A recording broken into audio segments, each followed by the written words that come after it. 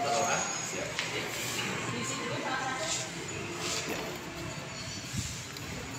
Dua orang. Ya, satunya 7.000 ya Pak. Ya. Satunya 14.000.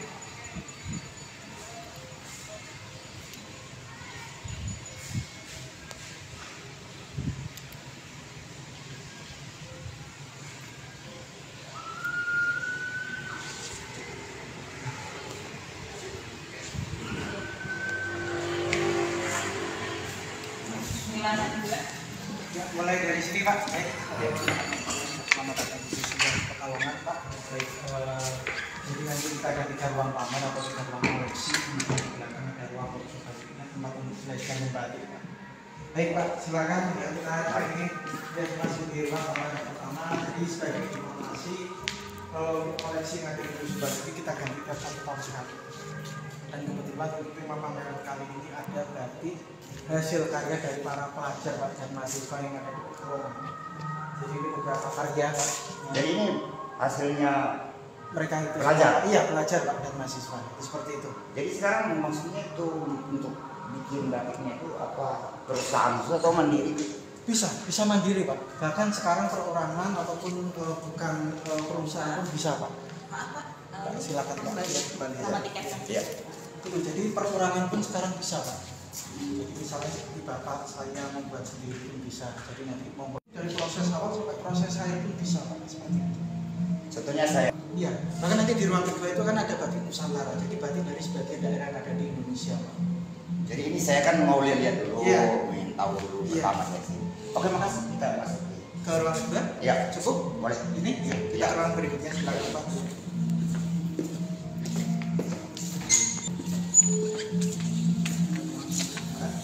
Ini menempati gedung peninggalan orang Belanda Pak. Dulu dibangun sekitar tahun 1905. Ternyata gedung ini dibangun masih oleh Belanda tahun berapa? 1906. 1906. Iya. Itu kita silakan Pak. Kemudian kita masuk di ruang pamer yang kedua. Untuk ruang pamer yang kedua ini memamerkan batik Nusantara. Hiasan budaya tak benda untuk bangsa Indonesia. Silakan Pak di ruang bawahnya. Untuk belajar membatik yang juga bisa digunakan untuk anak sekolah Pak. Ya, jadi mereka belajar di sini. Ini yang namanya batik cap. Seperti ini. Jadi seperti kita menggunakan stempel Pak. Kemudian ini batik cap. Kalau yang itu yang namanya batik tulis. Ya. Ini di Cap. motifnya dicap. Iya betul. Nah, ini. Jadi kan mamang atau lilinnya dipanaskan, kemudian ini dicap. Nggak hilang ini kalau Kalau ini nggak hilang Pak. Habis ini nanti baru diwarna Pak. Terakhir untuk melepaskan malam atau lilinnya nanti direbus. Yang tadi di alat itu tadi Pak. Ini nanti akan lepas. Itu seperti ini. Ini malam atau lilin. Mau nyobain Pak? Silakan. Boleh. Ya. sekarang saya cobain Iya. membatik. Apa namanya? Batik cap. Oh, mau batik cap. Iya. Oke. Silakan. Tapi lepas enggak? Bentar ya Pak, ini dipanasin dulu. Iya, saya dipanasin dulu capnya atau stempelnya. Betul. Oh, sebentar. Batik tulis ya, jadi cara kerjanya seperti kita menggunakan pena, seperti menulis ataupun menggambar, seperti ini, ya.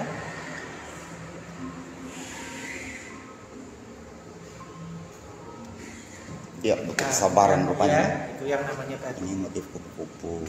Iya, ada motif kupu-kupu, jadi ada batik tulis, ada juga yang batik cap. Kayak di sini apa? Belajar. Magang. Oh, iya. Iya. Namanya siapa? Salsa Bilinda. Saya Albani Iya. dari Sulawesi Tenggara. Oh, Dengan iya. datang di sini lihat-lihat ini. Siapa tahu nanti bisa bawa adik-adik saya dari Sulawesi ke sini untuk belajar batik. Batik. Karena di daerah saya itu juga ada tenunan tapi khas Buton ya. Betul. Oh, Jadi mungkin kita bisa belajar bagaimana. iya.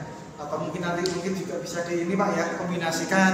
Iya, dipadukan Iya. gitu. Seperti tadi motif pesisir itu loh. Betul, seperti itu. Jadi mungkin motif tenun buton Iya, nanti iya, bisa iya. diaplikasikan untuk batik kan bisa. Iya, iya. Ya, silakan Pak. Udah, belum. Coba. Yang besar udah kayaknya Pak, bisa. Coba Pak kita lebih mudah. Caranya seperti ini ya Pak. Saya contohin dulu. Sebentar di sini. Ini punya Bapak ya.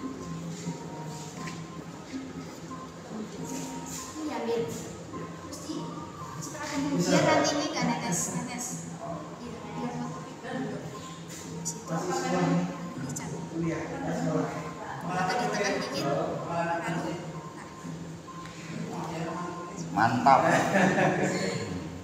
Boleh saya cobain? Boleh, silakan Bapak. Tapi masih bisa, masih bisa. Masih, Pak. Ya. Ini diambil. Diambil terus dicipratan, Pak. Oke, sahabat, saya coba dulu seperti yang dilakukan cewek tadi. Ambil. Cukup ya? Iya. Ya, coba Pak. Ya. Oke. Mungkin miring. Iya. Bapak? Begini? Iya. Ya. Bismillah. Ya. Angkat. Ya, seperti itu, Pak. Bukan nasinya, coba di zoom sedikit. Iya. Oke, mantap. Iya. Jadi nanti kalau macam kainnya besar begitu, Iya. tinggal disambung aja gini. Iya, sambung. Tapi kan tetap ngambil lagi biar. Oh, tetap ngambil lagi. Iya. Satu cetakan begini, satu Iya. ini juga. Ya, coba Pak. Ya. Bisa Disambung. dua kali? Satu lagi Pak. Bisa. Satu. Oh, bisa. Sama lagi Pak. Ya. Oh iya. Oke, ya nanti disambung coba. Nah. Sudah. Ya, sudah. Kan tiriskan Pak. Ya, oke. Sambung Pak. Ya, oke. Sambung, Pak. Ya, seperti itu Pak. Asli. Ya. Iya. Oke, terima kasih dek. Ya, Iya, sama. sama. Bapaknya mau cobain. Ditunjukkan Pak. Nah, ini. Ternyata saya bisa bawa pulang ya, bawa bonus Ya, dari museum. ya. Makasih ya. Ya, Iya, sama-sama. sama-sama. Ya. Sekarang hampir sebagian dari bias masing-masing. Oh ini untuk Nusantara seluruh Iya, Indonesia. iya. Ini salah satunya dari mana-mana itu. Dari Papua, Ini Papua. Bali, Lampung, ya dan dari beberapa daerah yang lain.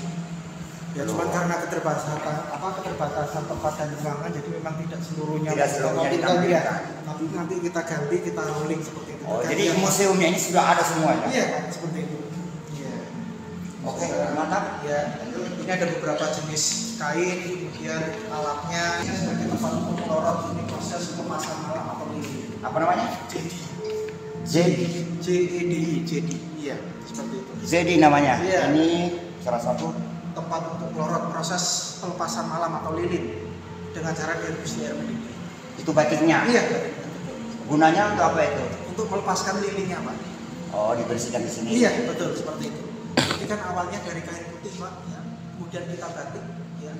Kemudian nanti diwarna. Terakhir untuk pelepasan malam atau lilinnya nanti direbus. Itu kan berapa waktu itu? Apa?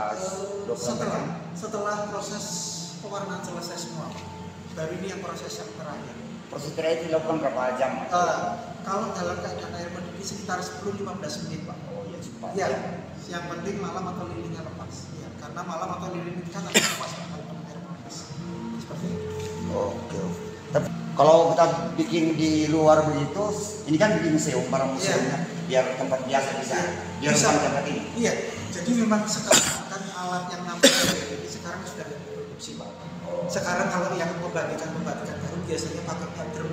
Drum bisa. Iya, betul, itu bisa Pak. Karena kalau ini tidak diproduksi, itu termasuk barang yang lama. Ini dari tembaga. Iya. Baik, lanjut ke Iya, siap. ruang berikutnya. Nah, ini ruang yang ketiga Pak. Nah, ini ruang yang ketiga buat tipe pembatikan Pak yang memang awalnya dulu berkembang di Jawa. Iya. Ini yang disebut dengan batik pedalaman atau orang sering menyebutnya dengan batik keraton. Batik keraton. Iya, karena batik ini berasal dari daerah Surakarta dan Yogyakarta, Solo dan Jogja. Nah, pada umumnya batik keraton ini biasanya warnanya lebih dominan dengan warna-warna coklat atau istilahnya sogan. Kemudian biru tua mendekati hitam, khusus batik Jogja biasanya dengan warna latar putih.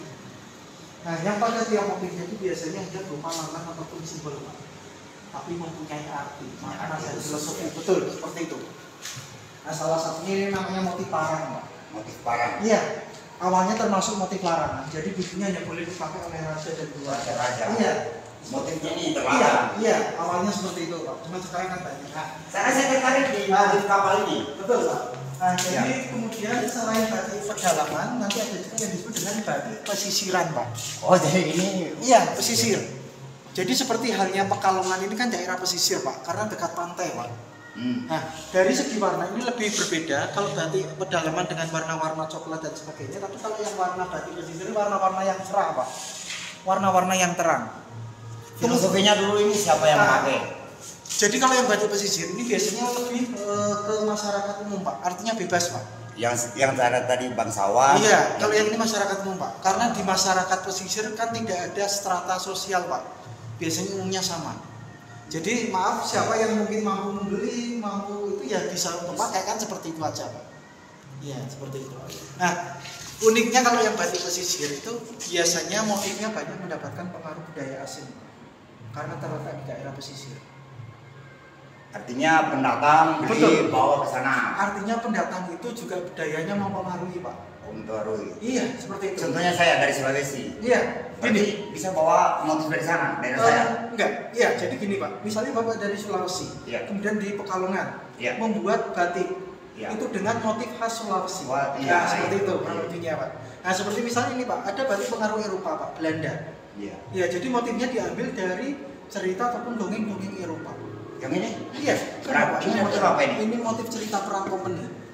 Iya. Iya. Kalau yang ini? Iya itu motif cerita kapal. Oh, cerita kapal. Iya seperti itu. Ada juga motif Cinderella. Cinderella. Iya kan itu kan dongeng-dongeng Eropa Pak. Iya. Dan memang dulu pernah terjadi ya. Iya kan seperti itu. Dibuat di Pekalongan. Tapi ini yang pengaruh Belanda. Ada juga yang pengaruh Cina.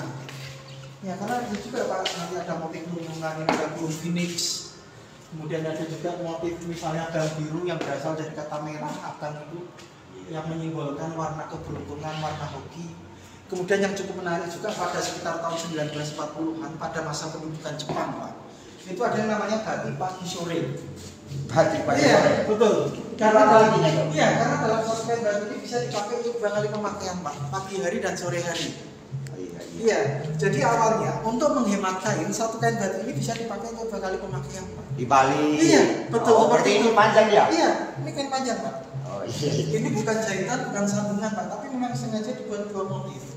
Jadi sekitar tahun ini Pak, 40 itu kan terjadi krisis kain Pak, karena pendudukan Jepang. Oh, sebelum Indonesia merdeka. Iya, betul. Karena kain susah untuk didapatkan Pak. Nah, untuk mensiasati itu, ya ini satu kainnya bisa dipakai untuk dua kali pemakaian. Ini yang siasati orang Pekalongan sendiri. Iya, seperti itu Pak. Ya pantaslah kalau Pekalongan sekarang disebut sebagai kota kreatif dunia. Iya, seperti itu kurang lebihnya Pak. Iya. Ya. Jadi sampai di sini ya. Iya. Oke. Kurang lebih, ya. Sahabat, sampai di sini Iya. jalan-jalan kita di Museum Batik Pekalongan ya. Iya, betul Pak. Ya, terima kasih. Iya, sama-sama Pak. Ya. Oke, Ya. ya.